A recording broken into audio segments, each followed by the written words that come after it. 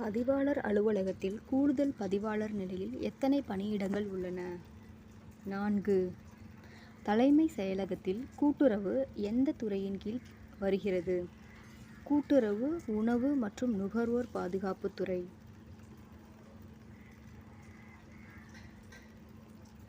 கூட்டுறவு சங்க பணியாளர்கள் ஊதியம் எந்த நிதியிலிருந்து வழங்கப்படுகிறது? சங்க நிதி. தற்போதைய கூட்டுறவு சங்கங்களின் பதிவாளர் யார்? சண்முகசுந்தரம்.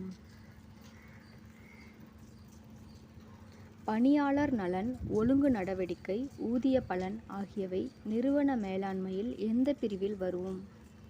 அலுவலக பிரிவு. வல்லுநர் மேலாண்மை என்பது எது? நுண் அறிவுத்திறன். எது மேல்நோக்கி செல்லும் செய்தியாகும்? களப்பணியாளர்கள் ஆலோசனை. கூட்டுறவில் முடிவுகள் எவ்வாறு எடுக்கப்படுகின்றன? பெரும்பான்மை உறுப்பினர் கருத்துப்படி.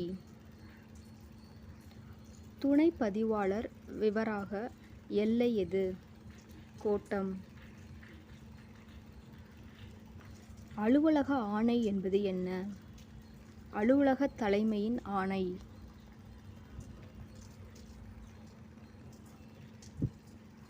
வட்டார பதிவாளர் யார்? கள அலுவலர். இணை பதிவாளர் அலுவலகத்தில் எத்தனை துணை பதிவாளர்கள் பணிபுரிந்து வருகிறார்கள்? 2.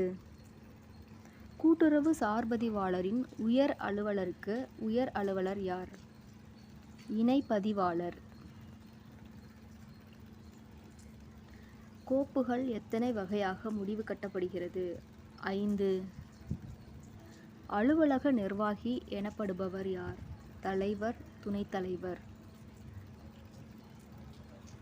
தலைமை நிர்வாகி என்பவர் யார்? மேலாண்மை இயக்குனர் இல்லாதபோது செயலாளர்.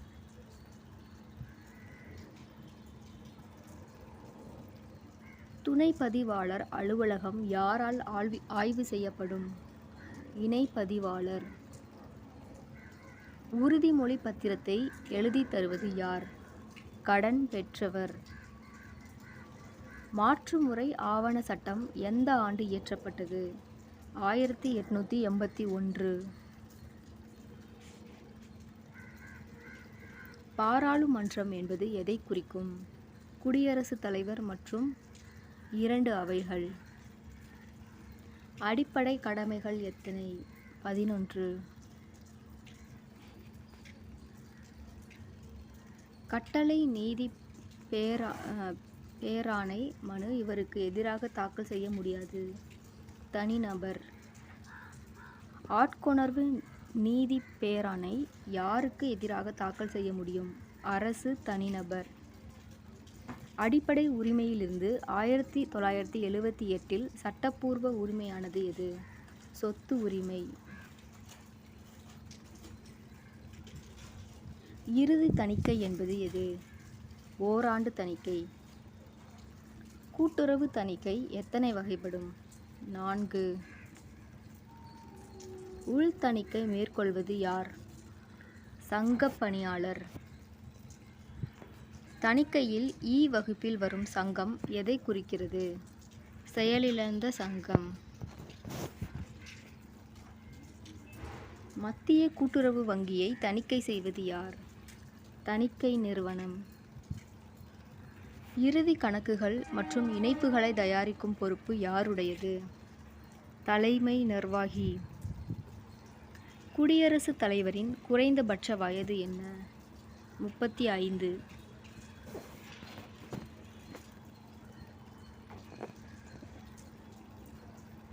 மேலவை தலையிடாத சட்ட முன்வரைவு எது?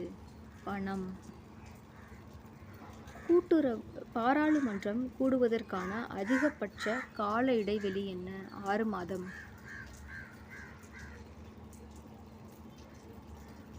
சட்ட முன்வரைவு எத்தனை வகைப்படும்?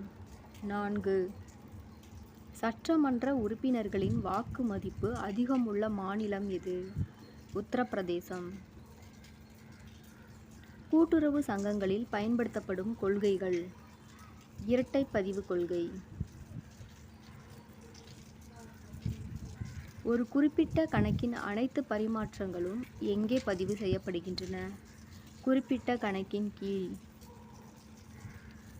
கூட்டுறவு சங்கங்களின் சட்டம் மற்றும் விதிகளின்படி நடத்தப்பட்ட தணிக்கை எவ்வாறு அழைக்கப்படுகிறது? சட்டப்பூர்வ தணிக்கை. எண் கணிதத்தை துல்லியத்தை டேஸ் தயாரிப்பதன் மூலம் சரிபார்க்கலாம். சோதனை இருப்புநிலை கணக்கு.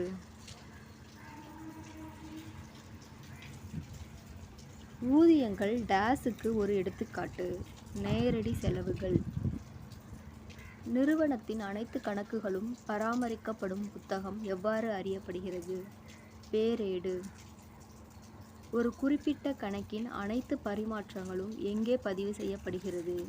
குறிப்பிட்ட கணக்கின் கீழ். டேஸ் உலகின் முதல் கூட்டுறவு மாதிரி. ரோச்டேல். கூட்டுறவு சங்கத்தில் மூலப்பதிவு புத்தகம் எது? ரொக்க புத்தகம். கூட்டு பங்கு நிறுவனத்தின் மேலாண்மை. இயக்குநர்கள் குழு. டேஸ் அறிக்கையிலிருந்து சங்கம் இறுதி கணக்குகளை தயாரிக்கிறது. வரவு மற்றும் செலவுகள். ஒரு சங்கத்தின் ஜனநாயக அமைப்பில் முக்கிய இடத்தை பெற்றிருப்பவர் தலைவர். கூட்டுறவு கொள்கைகள் டேஸ் மாநிலத்தில் வகுக்கப்பட்டன. மான்செஸ்டர். அமுல் என்பது ஆனந்த் மில்க் யூனியன் லிமிடெட்.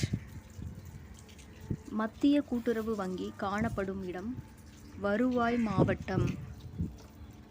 கூட்டுறவு சட்டத்திற்கான குழு 1987 டேஸ் என்றும் அழைக்கப்படுகிறது. அர்த்தநாதீஸ்வரர் குழு.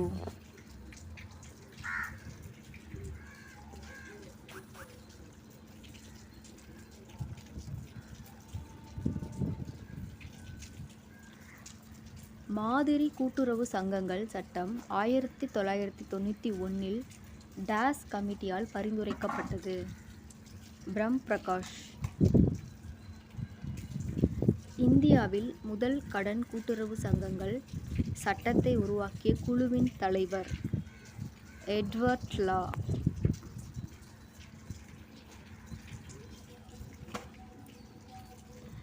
இந்திய அரசியலமைப்பின் டேஸ் அட்டவணையில் கூட்டுறவு சேர்க்கப்பட்டது. 7வது.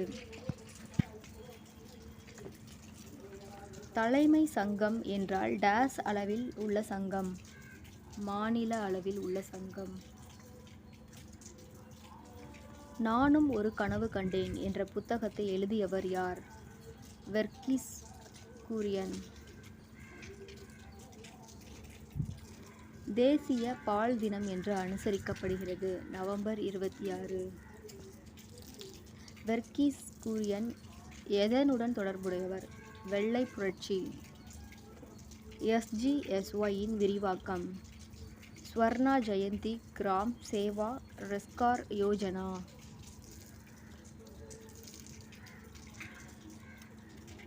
கூட்டுறவில் கொள்கைகள் கடைசி திருத்தம் செய்யப்பட்ட ஆண்டு 1995. எந்த வகையான முதலீடு அதிக வட்டியை தரும்? நீண்ட கால வைப்புத் தொகை. இந்தியாவில் பின்பற்றப்படும் வங்கி முறை கிளை வங்கி. RTGS என்பது ரியல் டைம் கிராஸ் செட்டில்மெண்ட்.